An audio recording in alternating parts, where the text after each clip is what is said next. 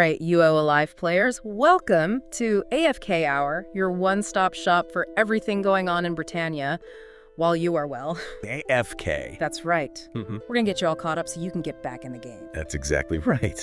Super excited about what we're covering today. We've got two really big updates lined up.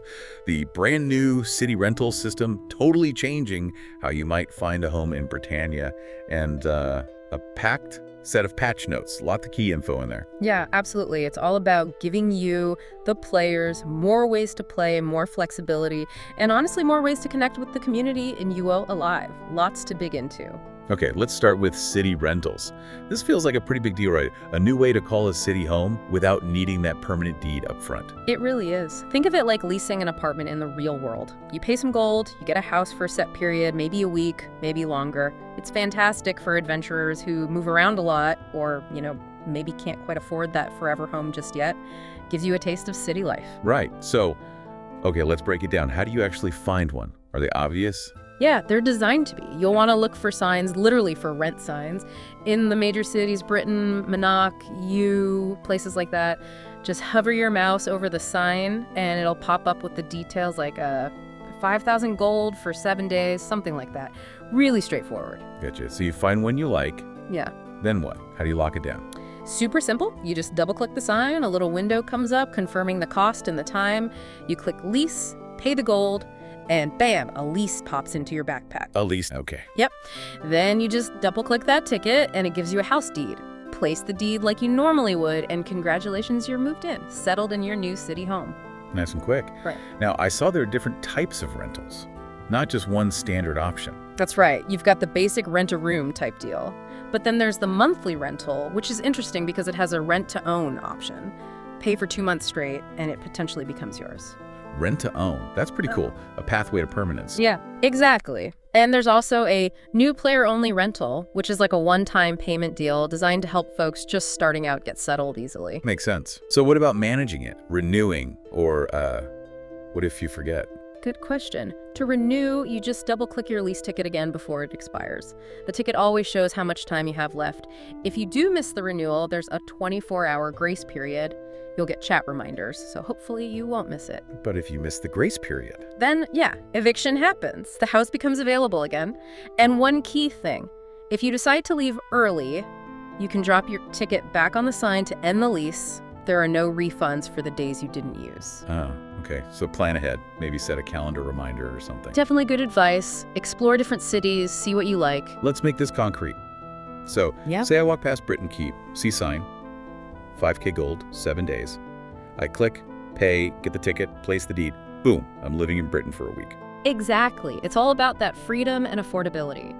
Experience city life without the huge upfront cost or commitment. Move around easily. It really lowers the barrier to entry for city living. And how they're launching it is smart too. It's not everywhere all at once. Right, the rollout plan. What's the thinking there? It's staggered. They're starting smaller, watching how it goes, gathering feedback, and then scaling up. It lets them tweak things if needed.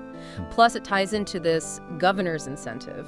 Gives town leaders a real reason to be active in their cities and run events to unlock more rentals. Ah, okay, so it connects to the governors. How does that work? Well, here's where it gets really interesting for city leadership. Ooh, tell me more. As part of this whole governor's corner thing, active role-playing governors now get their own free governor's office. Free office. Nice perk. What's it for?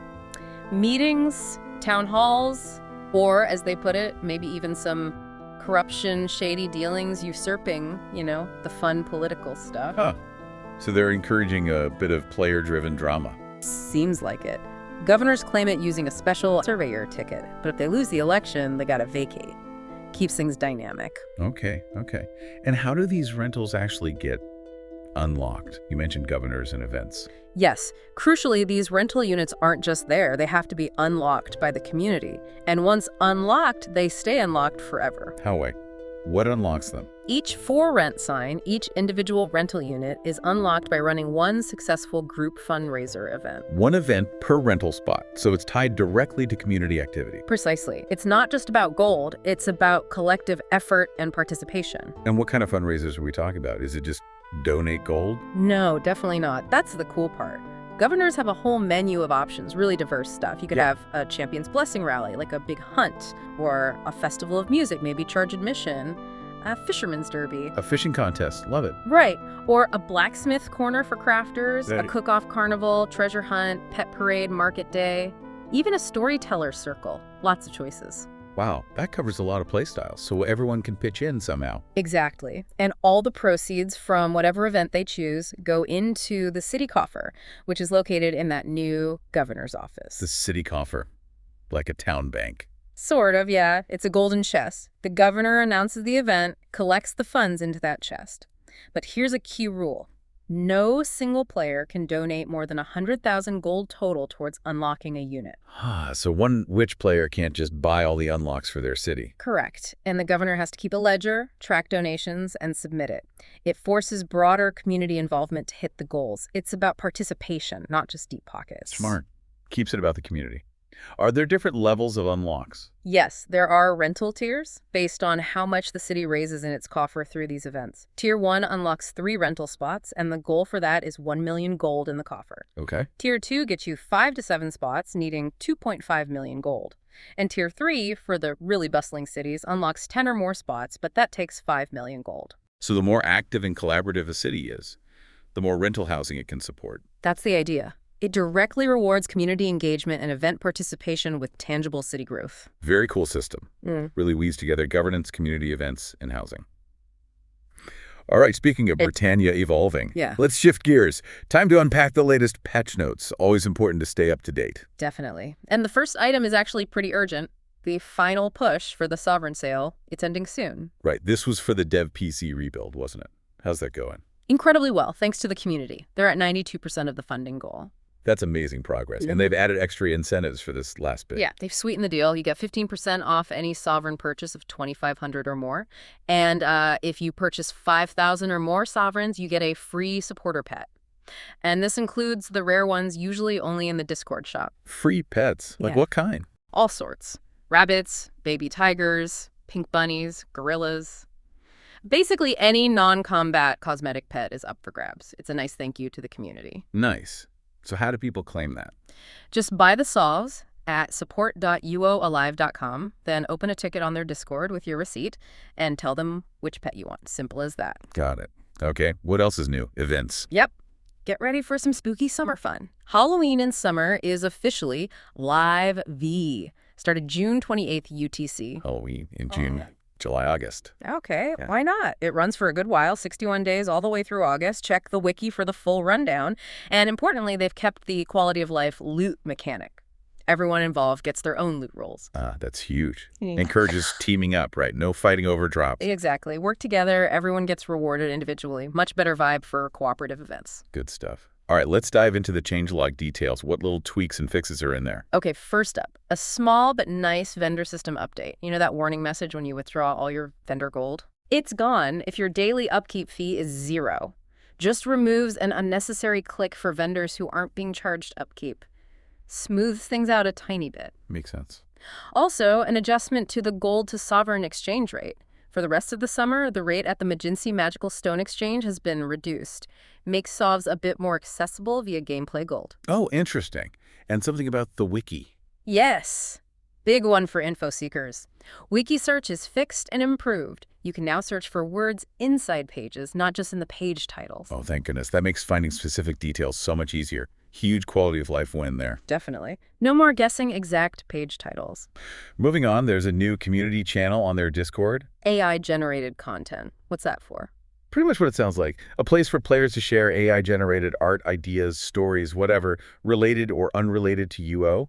Just embracing the tech and giving people a space for it. Huh. Okay. Interesting addition. What else? For the hunters out there, an update to the Huntsmaster Challenge rewards. Oh, yeah. What's new? Top hunters in each animal category at the end of the season now have a chance to get a scroll of tracking. You know, the power scrolls that raise your skill cap. Whoa, really? Like up to 120 tracking? Potentially. It's weighted probability. They say a 105 scroll has a 50% chance, 110 is 30%, 115 is 15%, and the coveted 120 scroll is a 5% chance.